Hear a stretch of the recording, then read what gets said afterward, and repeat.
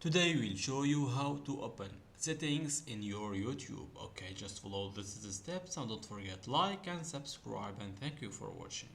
First, open your Google Chrome and go here to open your YouTube, and after this you can go to this is icon and click and go now to YouTube Studio. This is for settings, and go now to this is settings. Okay, you can now find to this is the settings too.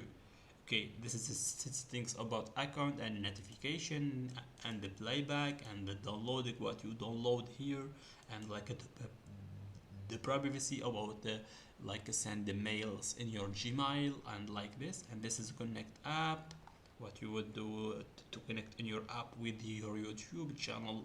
This is for billing and the payment. This is for advance, and like you can delete channel from here, or can you move your account from the professional to brand account. You can do everything here.